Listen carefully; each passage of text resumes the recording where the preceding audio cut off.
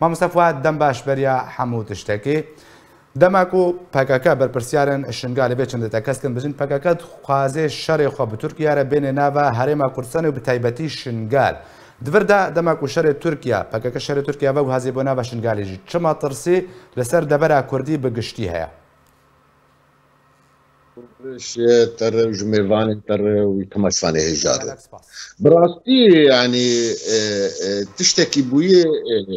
مرمات ما يندمينه انه بكاكا على اساس بارتيا كردستان تركيا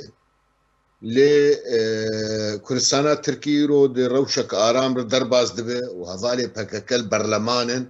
بينما شرين بكاكا الشنغاليه ولعفرينية ولكوبانية ولجزيرية يعني أف روشايا براستي مرل سرد سكنة قالوا أفتشت خوازين أفتشت كنجفي ملتي طيب تخدي دوزك كرم كدوزا خل جيه خبك 200 كيلومتر دوري دوزا خوي تشوي سينوري دولتي دن أو دولتي هناك جي وضعيوان آرامي وكهرما كردستان عراقي ايرو هرمك فدرالي ايرو باري وانجي جرانه يعني تا دز درجه خوتت كي وتتي شنغالي وفامل تشيكادك زيده 150,000 خلكي شنغالي بنابرن تشت خوازه يعني نايف فهم كرن براستي نايف فهم كرن افري خستين تشج ملتي ما تخوازه تتخوازي كاري كيش ملتي خربك جي كاري تزلاله كردستان تركي 20 مليون كرد هي 250,000 كيلومتر هي جاي آسي هي تو كار بروشك السفيل كار بك بارتياته هي هدف هي شيستو حق برلماني تاني لزيدي حشتي بلدي دستيته دي تو شو دوزي الملتي مدك يعني اف برز دبي او شخو بكين وام جي بكين يعني هرقل جيكي قد نرى اوي هناك استقرارك شيء نرى بكاكا تلياخو خستي وخراب وكر اف براستي ناي قبول كرن وجي شرمزايي وجي سرسكنان دنيي بيقومان يعني نجي ايرو دمانا قنديل هي وغلطانين هي وقال لك هريمي كردستان عراقي دستي خدان السر وتبيجو والله عمي لفي درابن وكردستان يكبر شيء باش كردستان يكبر شيء دوزاتنا كردستانيه تدرج كردستاني قشي بردا دوزا ديمقراطيه ذيك ما مصطفى حتى چرا ده پیش وچون شنگال باندور لسر روشا سوري ديكه بقشتي بيقوماني رو شنگال دسينور جزيره دي يعني باندوري بقهنا سر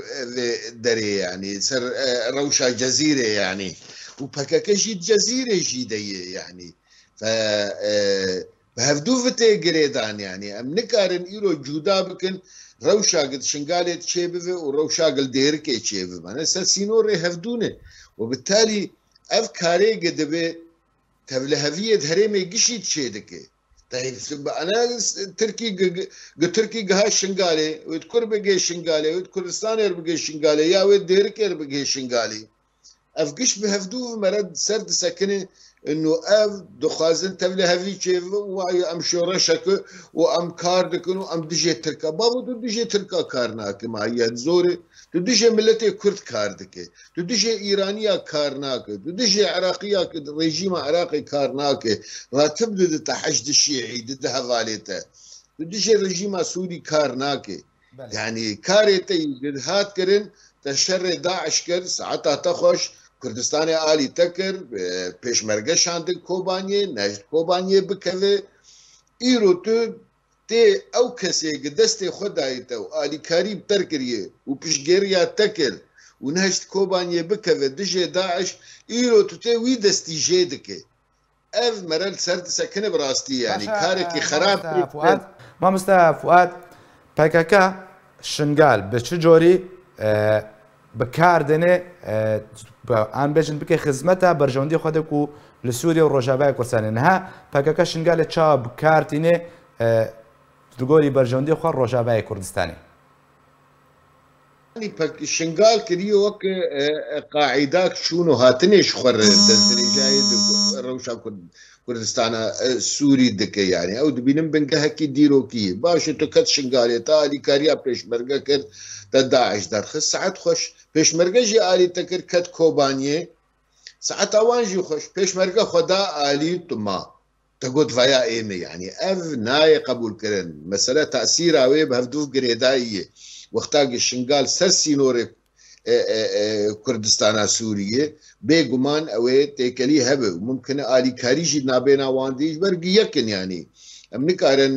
ji hevdû cuda bikin عمقekî wek dibe استراتîjiyê çi şingal çi herêma cezîrê ji hevdûr yani pêwendî heyî yani mere nikare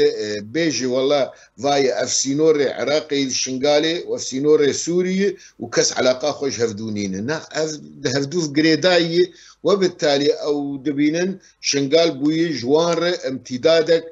ji herêma cezîrê re. Mamosta Fuad PKK bi cêkirina ejdîdayê welatên dijmin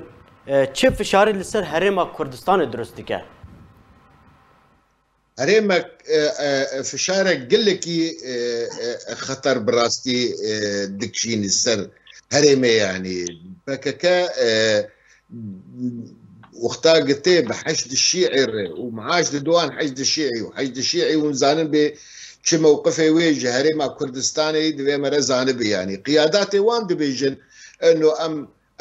alîkarî bi mer dikin û neş heşd şîî be aslan ew ê pêşmergelê ew ê PKK şingalê nemaya ev mesela bi hevdû girêdayî tedexulê şiûnê herêma Kurdistanê dike wek tedexul ev tedexul teban gekî ev bûyî 30 sal yanî ve bittalî îro herêmek çêbûyî hêviyek ji milletê Kurd re çêbûyî îro ew hêvî tê herrifandin bi destê PKK